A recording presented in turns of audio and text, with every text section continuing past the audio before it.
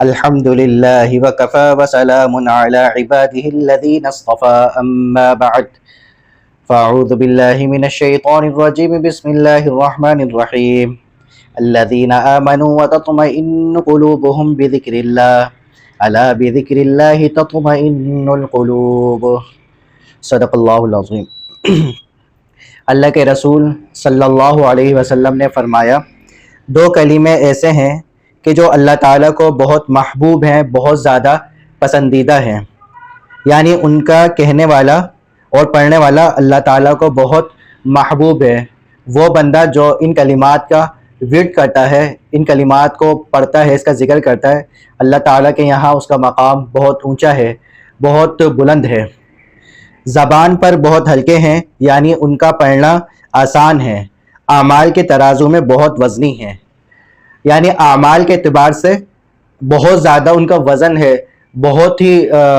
وزنی ہے، اور زبان پر اتنے ہلکے ہیں بالکل معمولی سے، اور پڑھنے میں بھی اس کا زیادہ وقت نہیں لگتا۔ تو وہ کلمے یہ ہیں، سبحان اللہ و بحمدہ سبحان اللہ العظیم، سبحان اللہ و بحمدہ سبحان اللہ العظیم۔ یہ وہ کلمے ہیں جو اللہ تعالیٰ کو بہت زیادہ محبوب ہیں، پسندیدہ ہیں، اور ان کا پڑھنے والا جو شخص ان کو پڑھتا ہے، اللہ تعالیٰ کے نزدیک اس بندے کا مقام بہت اونچا ہے۔ اور زبان پر آپ دیکھیں کتنے ہلکے ہیں، سبحان اللہ و بحمدہ، اس کا ترجمہ یہ ہے کہ پاک ہے وہ ذات جو بہت ہی بلند مرتبہ والی ہے، و بحمدہ، اور اللہ تعالیٰ کے لیے ہے تمام تعریفیں، اس کی ہی تعریف ہے جس نے اس پورا جہاں بنایا ہے، کل کائنات بنائی ہے۔ سبحان اللہ العظیم، پاک ہے وہ ذات جو بہت ہی بلند ہے، بالا ہے، مرتبے والی ہے، اور العظیم کے معنی ہے بہت عظمت والی ہے، بہت ہی بابرکت ذات ہے، یعنی عظمت والی ہے، یعنی اس کا دبدبہ ہے، رعب ہے پورے کائنات پر، اور عظمت کا معنی بلندی میں بھی آتے ہیں کہ بہت اونچا اس کا مقام ہے، یعنی وہ اللہ تعالیٰ کی ذات ہے۔ اور ایک جگہ اللہ کے رسول صلی اللہ علیہ وسلم نے یہ بھی فرمایا کہ جو شخص بھی سبحان اللہ و بحمدہ دن میں 100 مرتبہ پڑھے گا تو اللہ تعالیٰ اس کے صغیرہ گناہوں کو مٹا دیں گے، اگرچہ وہ گناہ سمندر کے جھاگ کے برابر ہی کیوں نہ ہو، یعنی اس نے اتنے گناہ کرے کہ سمندر کے جھاگ کے برابر، تو اس کی برکت سے اللہ تعالیٰ اس کے تمام گناہوں کو معاف فرما دیتے ہیں، تمام گناہوں پر اپنے عفو کا، معافی کا قلم پھیر دیتے ہیں۔ یہ اللہ تعالیٰ کی شان کریمی ہے، اللہ تعالیٰ کی کرم نوازی ہے کہ اللہ تعالیٰ اپنے بندوں سے بہت زیادہ محبت فرماتے ہیں، اس لیے بہانے بہانے سے یہ راستے رکھے ہیں۔ جیسے ایک جگہ اللہ کے نبی نے یہ بھی فرمایا کہ بندہ گناہ کرتے جائے پے در پہ، اور یہاں تک کہ زمین سے لے کے آسمان تک کا خلا بھر دے، اس درمیان اتنے گناہ کرے کہ زمین سے لے کے آسمان کو لگ جائے، اور ایک مرتبہ سچے دل سے اللہ تعالیٰ سے معافی مانگے، اللہ تعالیٰ اس کے تمام گناہوں کو معاف فرما دیتے ہیں، بلکہ معاف نہیں فرماتے، اللہ تعالیٰ اس کو محبوب بھی بنا دیتے ہیں، اپنے بندے کو اپنا محبوب بنا لیتے ہیں، پیارا بنا لیتے ہیں، اپنے پیاروں میں شامل فرما دے ہیں، کیونکہ اللہ تعالیٰ اپنے بندوں سے بہت محبت فرماتے ہیں۔ خود قرآن کریم میں سورہ بروج میں اللہ تعالیٰ نے فرمایا وَهُوَ الْغَفُورُ الْوَدُودُ، کہ ہم تمہیں حضرت انسان اس لیے معاف فرما دیتے ہیں کہ ہم تم سے بہت زیادہ محبت فرماتے ہیں۔ اس لیے آپ دیکھیں کہ ہم صبح سے لے کے رات تک کتنے گناہ کرتے ہیں، اگر ہر گناہ پر پکڑ ہو، ہر گناہ پر گرفت ہو اللہ تعالیٰ کی طرف سے، تو انسان کا جینا مشکل ہو جائے۔ اگر ہر چیز پر اللہ تعالیٰ پکڑ کرنے لگ جائیں اور اللہ تعالیٰ ہر چیز کے اوپر گرفت کرنے لگ جائیں تو پھر دنیا میں رہنا مشکل ہو جائے بندے کے لیے۔ تو اللہ تعالیٰ کی شان کریمی ہے کہ اللہ تعالیٰ درگزر والا معاملہ فرما دیتے ہیں، معاف فرما دیتے ہیں۔ اور ایک جگہ تو یوں بھی فرمایا یا عبادی الذین اسرفوا علی انفسہم لا تقنطوا من رحمت اللہ، آیت کا مفہوم یہ اے میرے وہ بندے جنہوں نے گناہ کر کر اپنی جانوں پر ظلم کر رکھا ہے، یعنی گناہ کر کر اللہ تعالیٰ سے دور ہو گئے اور نفس اور شیطان کی غلامی اختیار کر لی، نفس اور شیطان کے گود میں جا کر بیٹھ گئے، اور نفس اور شیطان کی گود میں جا کر بیٹھ گئے تو نفس اور شیطان نے رسوا کر دیا ان کو، اللہ تعالیٰ سے دور کر دیا۔ ایسے وہ ان بندوں کو اللہ تعالیٰ فرمانا ہے یا عبادی اے میرے وہ بندے جنہوں نے اپنی جانوں پر ظلم کرا ہے، لا تقنطوا من رحمت اللہ، اللہ تعالیٰ فرما رہے کہ میری ذات سے مایوس نہ ہونا، یہ مت سوچنا کہ یار میرے تو اتنے گناہ ہیں، پتہ نہیں میری معافی ہوگی نہ ہوگی۔ اسی کو ایک شاعر نے بہت خوب انداز میں اپنے شعر میں فرمایا، جو ناکام ہوتا رہا عمر بھر بھی،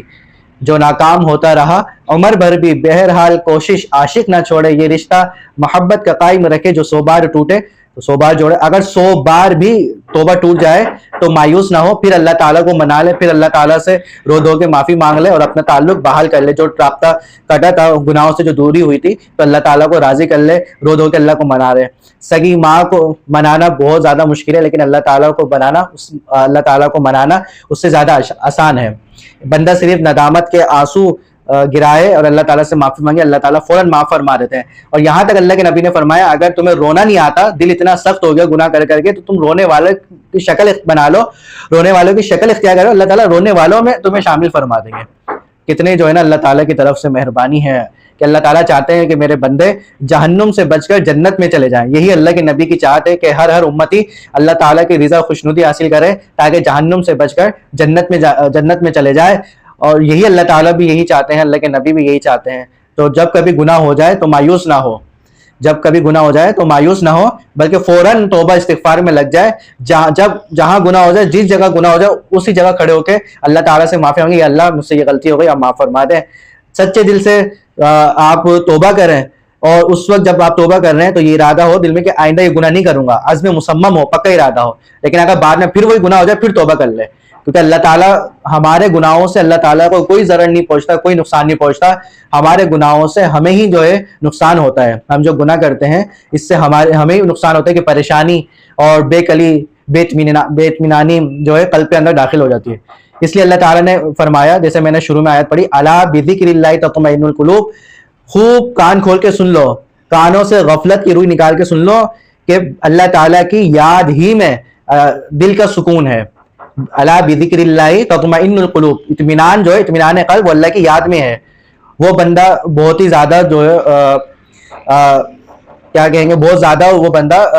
بدبخت ہے, شقی ہے, جو اللہ تعالیٰ کو بغیر یاد کرے سو جاتا ہے, یعنی اللہ تعالیٰ کو یاد ہی نہیں کرتا. اور حدیث میں آتا ہے, اللہ کے نبی نے فرمایا, جس کا مفہوم ہے کہ ذکر کرنے والے کی مثال زندہ کیسی ہے اور جو ذکر نہیں کرتا اس کی مثال مردہ کیسی ہے.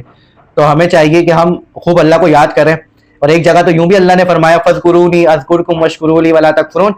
تو اس کے عاشقانہ انداز میں ایک بزرگ نے اس کی تشریح کی ہے کہ تم مجھے یاد کرو,